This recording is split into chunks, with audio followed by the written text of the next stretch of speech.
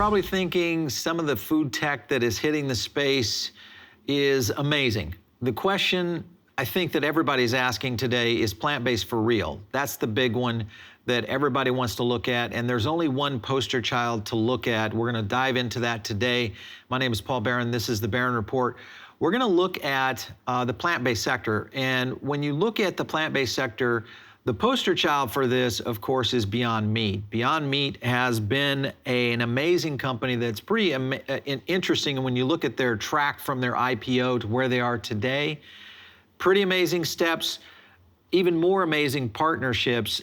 We do these market movers from time to time, and I think the key here with market movers is where we break down what a company is doing, both from a financial aspect all the way down into where are they going on a market direction, how is their overall business model, and where is the future potential for this. Now, this particular market mover is a little bit different because we've done a fundamental analysis, and from time to time, we'll do these. A fundamental analysis is where we blend two parts of data together. We blend the financial data with what we're seeing in the consumer trend data.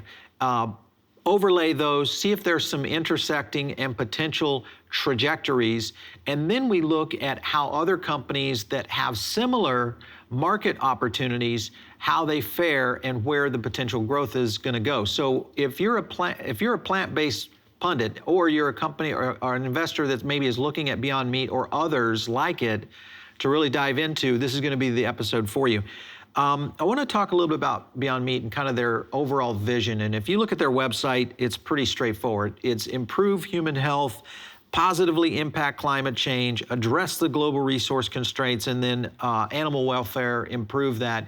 These are pretty heady topics that a lot of companies have attempted to try to go in this direction. I think what Beyond Meat is doing is probably one of the most amazing companies out there that is kind of standing up for all of these aspects. I would pretty much put them at number one when it comes to the food service side of things. The market moves that we've seen this company make, this is a note here from Barron's. Beyond Meat stock is rising because one analyst says the rally will continue. Now, you probably saw, if you saw one of my videos that I talked about plant-based and Beyond Meat, I was giving you an indicator that the stock would most likely decline from its 170-ish high, and it did. But we do have a new price target, and there's some reasons that I'm shifting my position on plant-based meat and where Beyond Meat is going. And this is a little bit of it. Analyst Mark Conley initiated a coverage of Beyond Meat, basically putting in a $190 price target. All protein went from a novelty one to the most successful new food product launches in history in just 2 years. Now it's going mainstream. This is basically what he's saying is a 40% upside on Beyond Meat. Okay. So when you look at what they're doing, there's a lot of things that you have to understand first. The first thing you have to look at when you look at a new market opportunity, is there consumer demand? And consumer demand is usually met with consumer sentiment. So here's a breakdown of consumer trends that we've been tracking for quite some time, but we're just gonna go back to Q2 of last year. We've actually been tracking plant-based trends probably for about 5 years. But this is one that is very interesting. If you look at where grocery, takeout, and dine out is on plant-based, we did this on a deal, on an analysis with Tattooed Chef as well, in being able to understand where the potential growth. This is a different scenario though. It's not necessarily a frequency. This is there sentiment lift in these categories in terms of where a consumer discovers the product? Grocery, 61.3. This is not a great sentiment rating.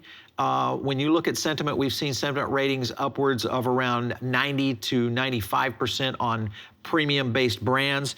But in grocery, 61.3, 62.9, drops a little in Q4 and stabilizes a little bit here in Q1. Not quite over with Q1 at time of recording this video. Takeout, however, is a little bit better. And we think there's some reasoning for sentiment for that. And the reason is we think there's an education process that occurs at the restaurant that helps a plant-based eater move or understand maybe what Beyond Meat is doing. So there's a little bit more of a marketing aspect to it that helps it kind of lift. and there's potential opportunities from an upside standpoint that helps expose the plant-based opportunity to a lot of our consumers to where it starts to really get going. And I'll talk about that in a minute of what Beyond Meat needs to do as we get into this. And then finally is Dine Out. Dine Out is really kind of the ultimate in terms of people going to a restaurant, someone in the restaurant saying, hey, you really should try the Beyond Burger, or you should try one of our, Beyond breakfast items. Now you've got a person involved in this, or at least a little bit more awareness aspect. And that's where I think Beyond Meat starts to accelerate. And this is the opportunity. And when you look at their strategy of what Beyond Meat did, in terms of their rollout, this is exactly why they targeted the food service space, because the food service space would be a great equalizer or educator for being able to get people to shift to plant-based eating. And if you look at that and then break this down across their stock, this is some interesting things. I want to show you the stock analysis right here of Beyond Meat stock price. So again, this dip right here between November, actually it was around October, all the way up into mid-January, early February, that was when they were struggling with distribution into the food service space. They of course partner with McDonald's and with their new plant-based burger, and then Yum also, that news came out, and you see an excellent rise in that stock, and then a little bit of a dip when the McDonald's detail come out. Maybe it's not quite as positive, but it's a good sign for the company. They are going upwards. The orange line that is down below, there's three different companies here that I'm tracking. Two plant-based companies, which is Tattooed Chef in kind of that aqua line, and then Beyond Meat up there on the top in the blue line. The orange line is Tyson Foods. Now, the reason that I'm putting a full animal protein up against this is because of two things. There is a shift that is starting to occur back into food service as being the driver for where food is going to be explored. And this is why I think, if you have not had a chance to see my Tattooed Chef video, why I think Tattooed Chef may start to slow down, but why Beyond Meat could speed up. And this is that we are seeing movement back in the space. And if you look at just where Tyson is going, and I want to kind of break down Tyson Foods here a little bit, but I'm going to kind of jump back over here to the financials of Beyond Meat. I want you to kind of take a look here at where they're going. Their year in 2020, the company did $406 million in revenue versus their $297 in 19 and their $87 in 18.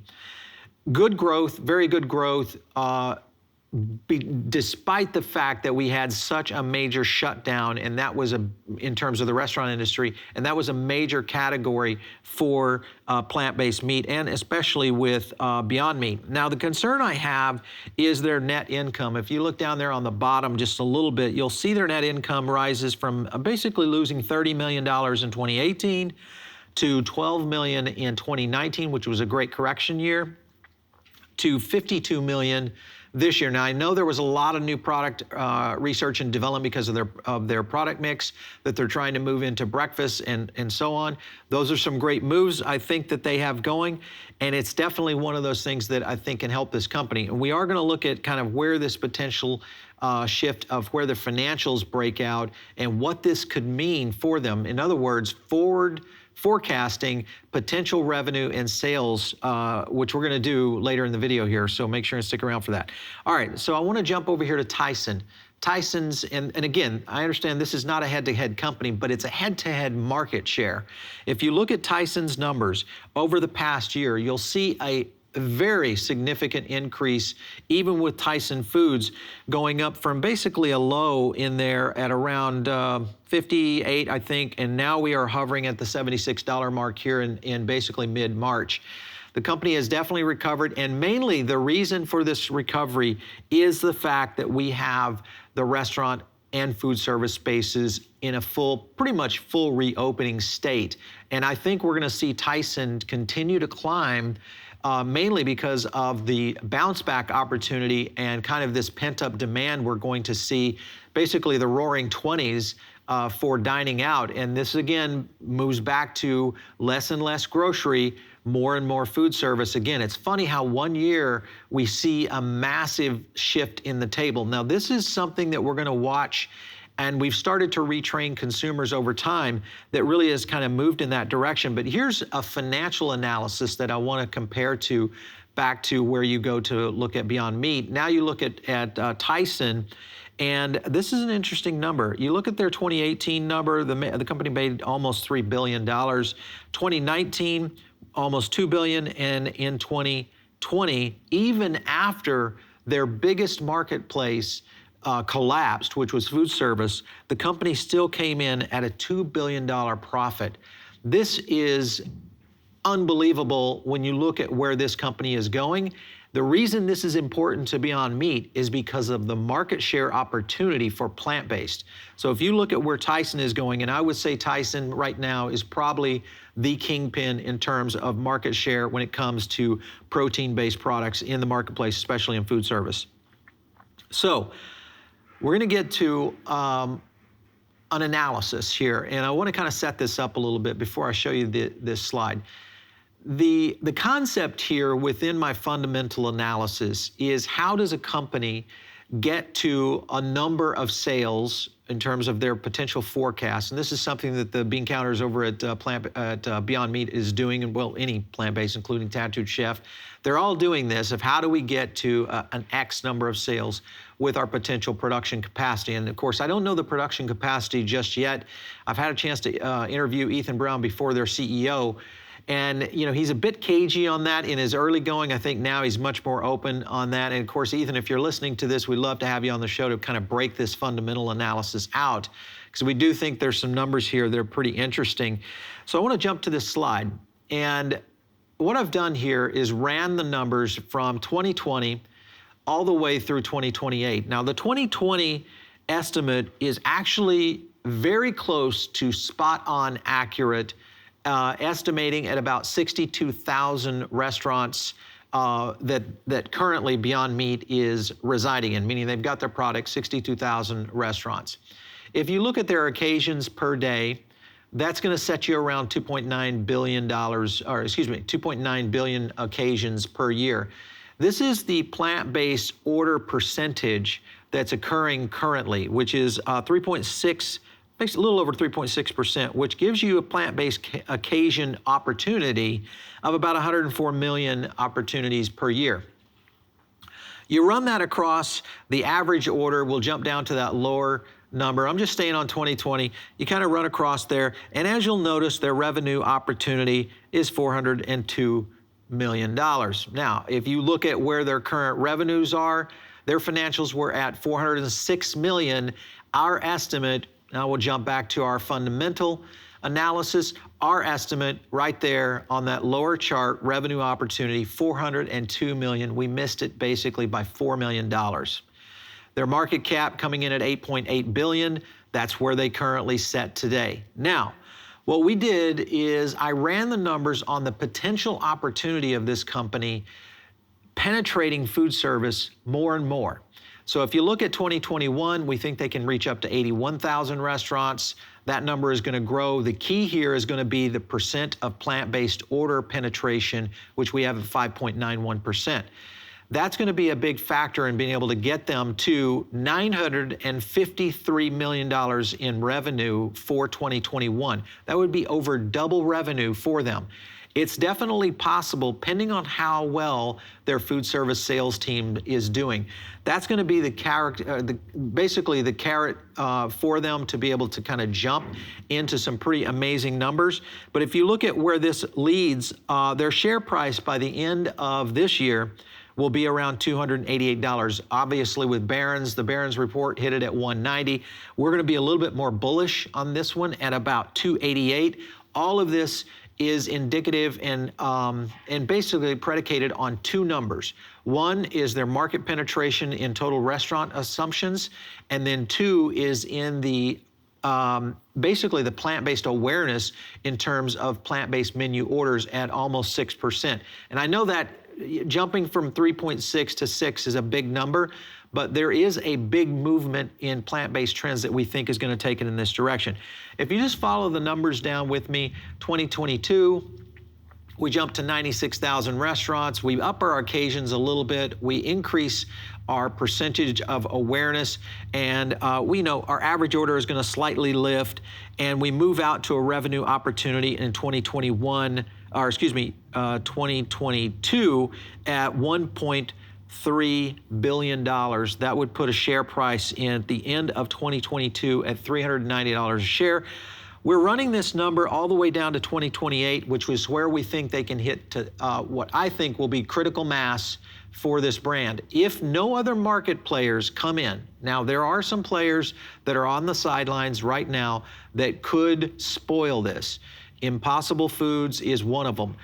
There are some players in the cellular technology field that is advancing proteins in different ways. That could also spoil this market. But there is a huge opportunity here when you look at someone like a Tyson who's churning out, $2 billion a year in profits, for Beyond Meat to basically take 12.4% of orders, which is what I'm hoping would happen with Beyond Meat, mainly because of their mission and where they're kind of going with everything. But by 2028, back to the number here, 2028, we think they'll hit 600,000 restaurants if they're aggressive on their food service acquisition numbers. We think we can rise up to 12.4% in awareness, meaning people will order about 12% of menu items that are plant-based. If that happens and everything else just moderately increases, those are the two key factors, moderately increases, including their PE, their price to earnings ratio, this is going to put this stock in 2028 at $4,500 a share. This is a massive opportunity for one of the biggest markets in the world, and that is human consumption of food. It is by far one of the biggest, and it's definitely one that's going to continue to grow. If you look at forward indicators right here, and I want to jump to this slide because this is really kind of why we think and why I'm so bullish on where this is going. Forward indicators, total restaurant U.S. population, somewhere around 221 million people are out there active in the restaurant space. That's going to set up total food occasions per year at 241 billion. These are occasions. 241 billion meals. By 2023, we think about 58% of that would be food away from home, but by 2023, moving into 2024, we think we'll have the restaurant industry back to about a $1.3 trillion industry that is taking into consideration an aging boomer and a shift in Gen Z and Y generations in terms of their eating out habits. With those kind of indicators, this is a boom market period for companies who are going after food service as their market space. Now, don't get me wrong.